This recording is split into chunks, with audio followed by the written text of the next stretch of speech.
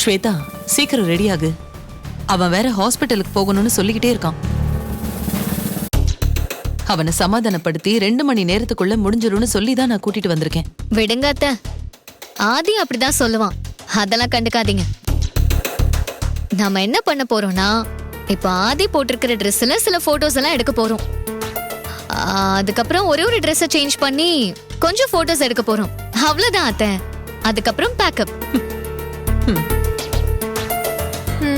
இப்படிதான் சொல்லுவா. ஆனா அவ்வளவு சீக்கிரம் முடிக்க மாட்டா. படாத பாடு படுத்திடுவா. என்ன பண்றது? என் நேரம் இவளுக்கு அசிஸ்டன்ட் மாதிரி கண்ணாடி புடிச்சுக்கிட்டு இருக்கேன். சீதாக்கா, கைய ஆட்டாம புடிங்க. அடிக்கடி இப்படி கைய அசைச்சிட்டே இருந்தா நான் எப்படி வேகமா மேக்கப் போட்டு முடிப்பேன்? என்ன சீதா, இத கூட சரியா பண்ண தெரியாதா? உன்னால முடியலன்னா சொல்லு, கண்ணாடியை நான் புடிச்சுக்கிறேன். ஐயோ அத்தை, வேணாம் அத்தை.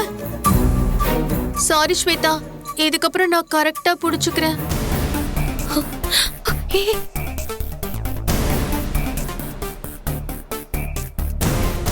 இப்பதான் மேக்கப் போட்டுட்டு இருக்கா.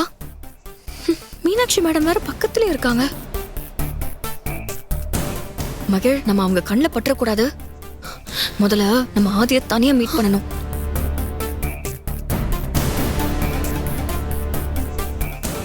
ஆனா ஆதி மட்டும் காணமே. ஒருவேளை ஆதி வரலையா?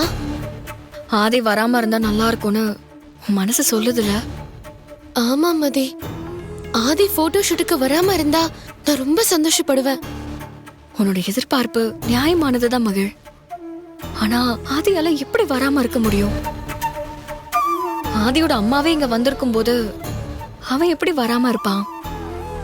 அவன் முடியாதுன்னு சொல்லியிருந்தா அவங்க அம்மா விட்டுருப்பாங்களா? இல்ல இந்த ஸ்வேதா தான் விட்டுருப்பாளா?